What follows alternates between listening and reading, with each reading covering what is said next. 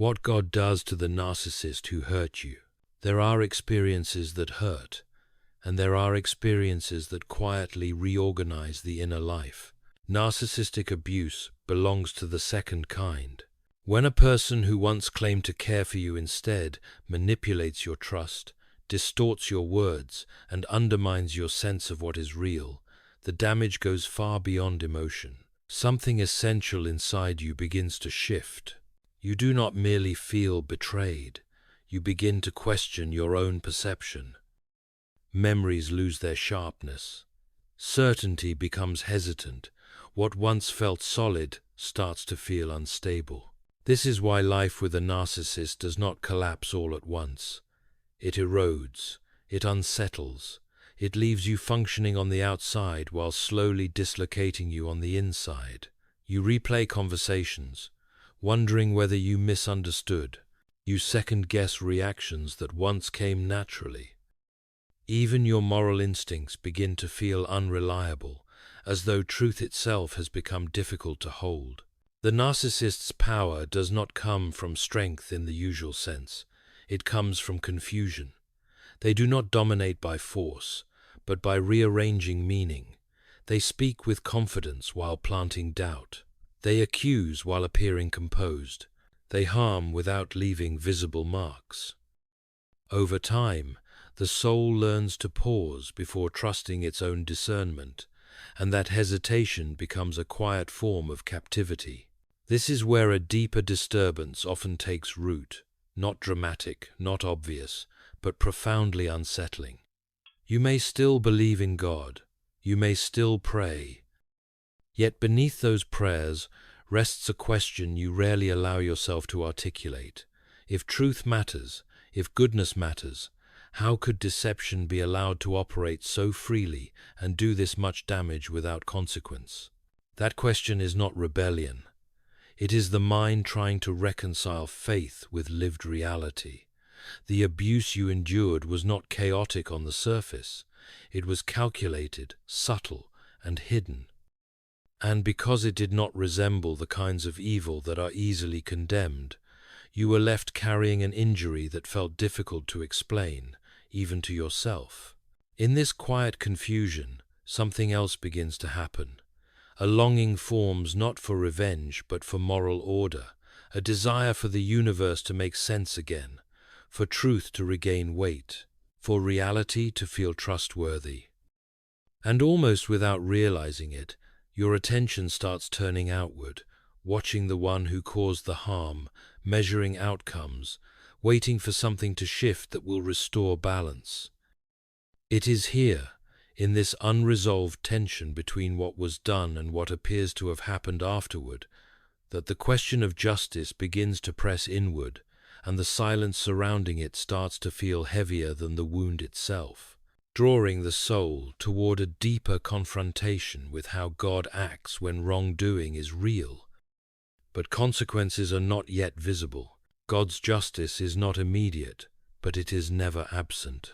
One of the most difficult spiritual adjustments after narcissistic harm is learning that God's justice does not arrive on demand.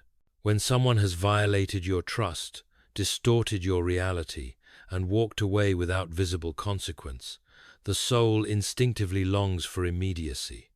Not spectacle, not revenge, but moral correction, something that restores balance and confirms that what happened truly mattered. Instead, what often follows is delay. The narcissist continues forward. Their life appears intact, their voice remains confident, their image seems undisturbed. Meanwhile, you are left carrying the unseen cost of an experience that never received acknowledgement. This imbalance can feel deeply unsettling, as though truth itself has been suspended and deception granted a season of advantage. It is here that many people quietly begin to misunderstand God's silence. The absence of visible judgment is mistaken for indifference. The delay is interpreted as approval. And over time, the wounded heart may begin to wonder whether justice is real at all, or whether it is merely a comforting idea we tell ourselves to endure disappointment. But divine justice does not function like human reaction. God does not intervene to satisfy emotional urgency. He does not rush to restore appearances. His concern is not speed, but completeness. Justice, in the divine sense, is not about punishing an act in isolation. It is about revealing truth in its full moral weight. Immediate consequences often create confusion rather than clarity. They invite reinterpretation. They allow the wrongdoer to reshape the narrative, to claim misunderstanding, persecution, or misfortune. A narcissist, skilled in controlling perception, can easily turn early accountability into a new performance. God does not enter that distortion. He waits until truth no longer requires defense. This waiting is not passive, it is precise. Over time, patterns repeat. Words and behavior align. Character reveals itself through consistency rather than explanation. The gap between image and reality widens until it becomes visible without accusation. What once required explanation begins to speak for itself. For the wounded, this season is profoundly uncomfortable. It demands patience when patience feels undeserved. It requires trust when evidence seems absent. It asks you to remain anchored in truth without the reassurance of outcome. Yet in this tension, something important begins to happen. Justice separates itself from revenge. The need to see punishment gives way to a deeper longing for alignment, for reality to eventually stand upright on its own. If you recognize yourself in this season of waiting, where justice feels delayed and God's silence feels heavy, you may write this quietly in the comments. Waiting for God's justice. Not as a demand, not as a complaint, but as a calm acknowledgement that you understand this process and are choosing not to force an outcome before its time. Because this delay is not empty. It creates conditions. It allows truth to mature without interference. And as time continues forward, what begins to form is not chaos, but exposure, as the one who caused harm moves deeper into the illusion of control, unaware that time itself is no longer neutral, but slowly becoming the instrument through which their inner reality will surface. Divine silence is not absence, it is precision at work. There is a form of silence that unsettles more deeply than open conflict ever could. It is not the silence of neglect, but the silence of restraint. Not emptiness, but intention held back. This is often how God operates when narcissistic harm has taken place not through interruption, but through allowance. From a human perspective, silence feels unbearable. It leaves space for doubt. It creates the impression that nothing is happening, that injustice has been overlooked, that wrongdoing has slipped past moral consequence. Yet divine silence is never passive. It is selective. God does not rush to expose what has not yet fully revealed itself. He allows time to perform its quiet work, separating truth from appearance without force. When a narcissist harms others, their actions rarely stand alone. They are woven into patterns, repeated distortions, consistent manipulations, habitual self-justification. Immediate intervention would freeze those patterns mid-formation, leaving room for denial and reinterpretation. Silence, by contrast, allows the pattern to complete itself. It removes ambiguity. It ensures that what is eventually seen cannot be dismissed as an isolated moment or a misunderstanding. For the wounded, this silence often feels personal. You pray and hear nothing. You wait and see no visible shift. The narcissist continues forward, appearing confident, composed, even admired. This can create a painful internal conflict. Faith on one side, lived reality on the other. The mind searches for reassurance, while the heart wonders whether trust has been misplaced. But God's silence is not distance, it is discernment. He sees not only what was done to you, but how that harm fits into a larger moral structure. He watches how deception sustains itself, how pride feeds on success, how control becomes addictive, and he allows those forces to run their course, not because he condones them, but because unchecked pride eventually reveals itself without assistance. Silence also performs a quieter work within the one who was harmed. It removes the illusion that justice can be managed or accelerated through vigilance. It loosens the grip of comparison, where healing is measured against someone else's downfall. Over time, the soul begins to detach from outcomes it cannot control and return to clarity it can sustain. This is not resignation, it is recalibration. In this space, something subtle shifts. You may notice that your attention gradually turns inward rather than outward. The urgency to monitor the narcissist fades. The need to interpret their success or failure loses its hold. What once consumed your thoughts becomes distant, not because it mattered less, but because your inner life is no longer organized around it. Meanwhile, the narcissist often misreads the silence entirely. They interpret delay as permission. They mistake patience for weakness. They assume that because nothing has happened yet, nothing ever will. This misinterpretation emboldens them. They grow more careless, more certain, less restrained, and in doing so, they unknowingly accelerate the very process they believe they have escaped. God does not need to intervene loudly to expose deception. He allows it to speak long enough that it contradicts itself. He permits control to extend just far enough that it becomes visible as compulsion rather than strength. Silence, in this sense, is not the absence of judgment, but the method by which judgment becomes undeniable. As this unfolds, the stillness that once felt heavy begins to take on shape. What appeared empty reveals structure. What felt like waiting begins to resemble alignment. And without announcement, without spectacle, the stage is quietly set not for sudden punishment, but for something more irreversible as time itself continues forward, carrying the narcissist deeper into the illusion of control, where the very systems they rely on will soon begin to turn against them. The narcissist builds the trap that will eventually hold them. One of the most misunderstood aspects of divine justice is this: God does not always stop the wrongdoer from advancing. At times, He allows them to rise.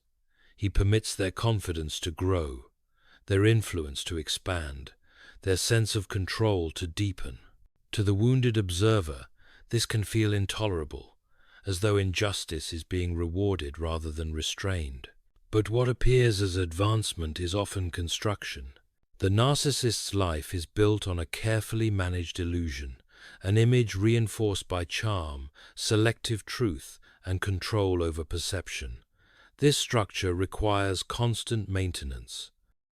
It depends on never being questioned too closely, never being contradicted too openly, never being slowed enough for reflection. And so the narcissist keeps moving, building, expanding, reinforcing the very systems that will one day fail them. God does not interfere with this process prematurely. He allows the narcissist to commit fully to their own design. Pride is permitted to grow unchecked. Deception is allowed to layer upon itself.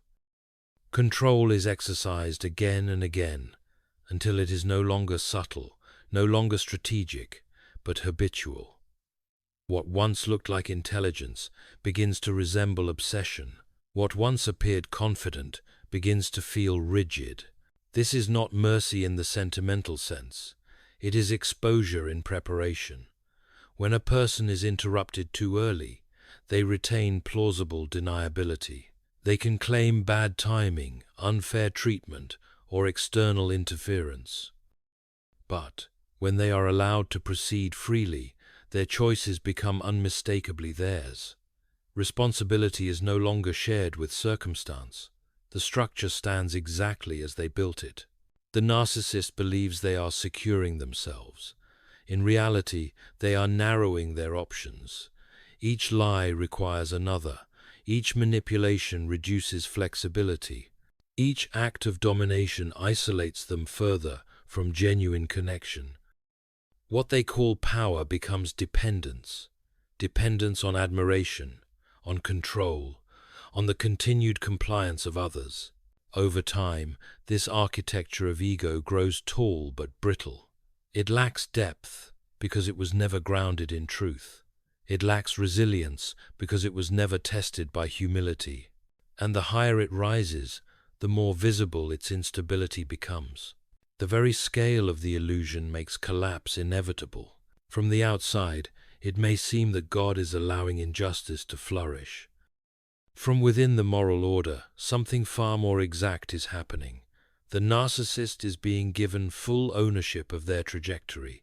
Nothing is forced, nothing is rushed.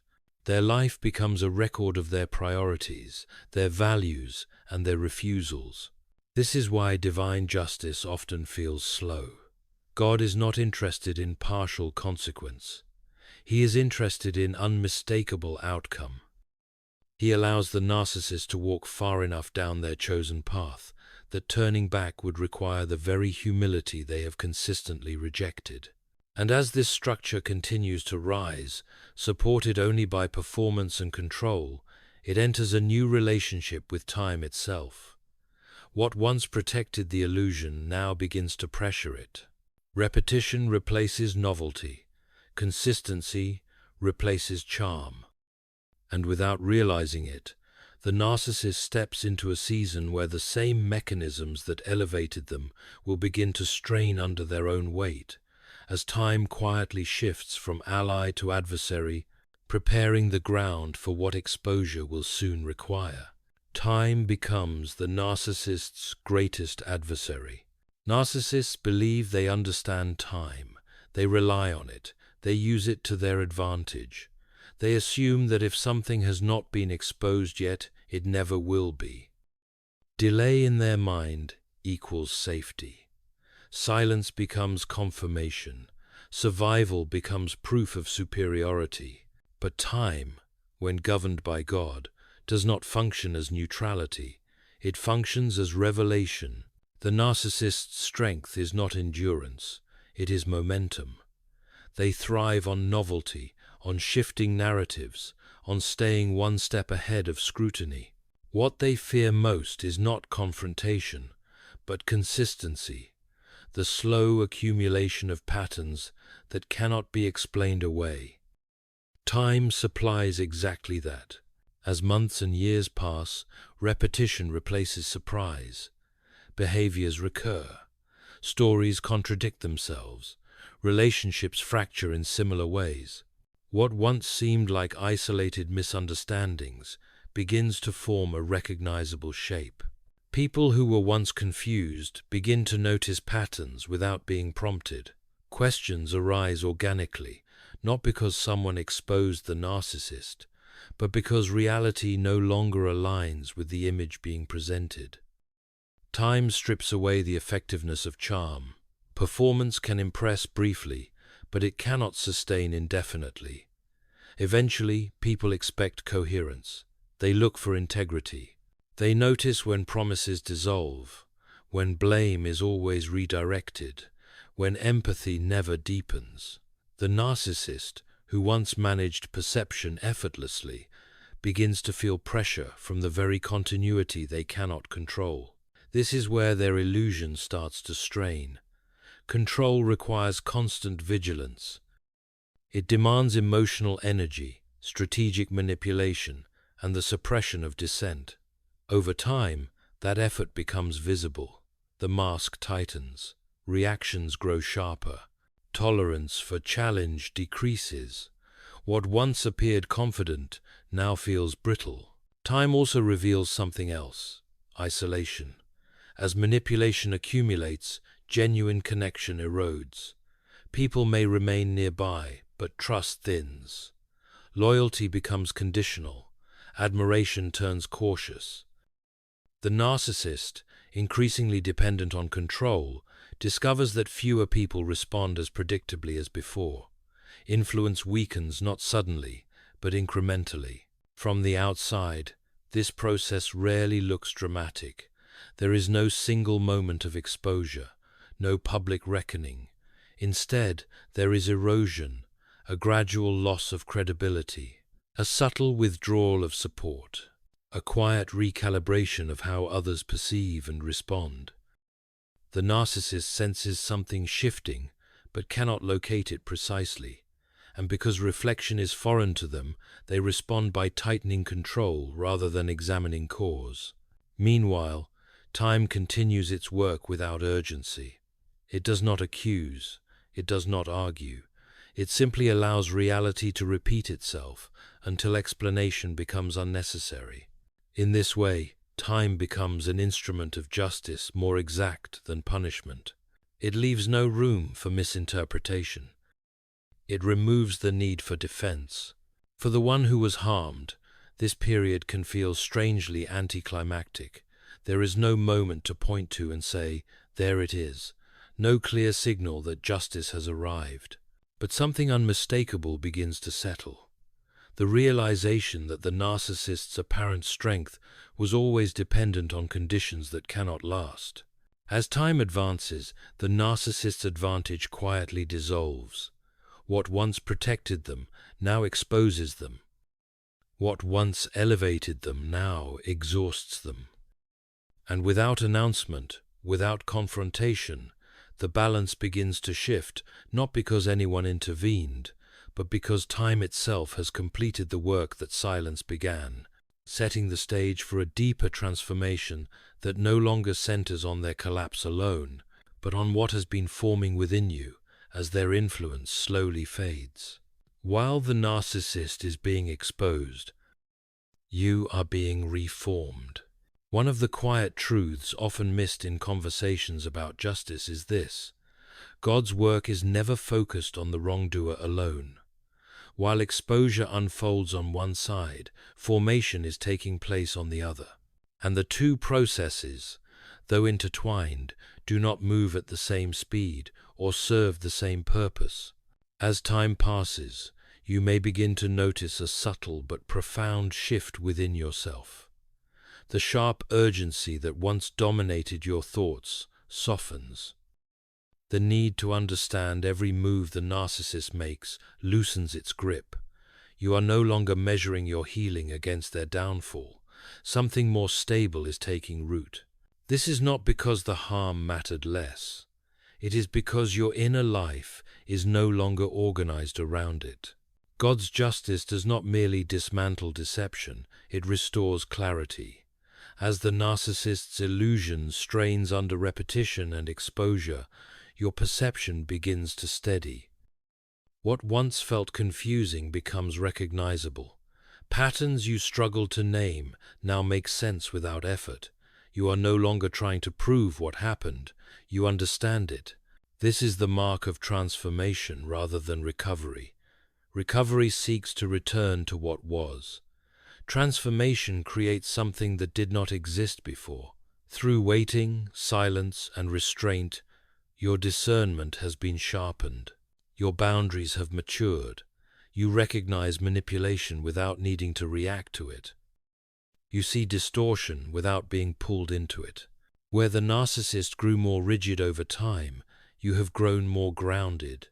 Where they tightened control, you developed clarity. Where they relied on performance, you learned alignment. These changes are not loud.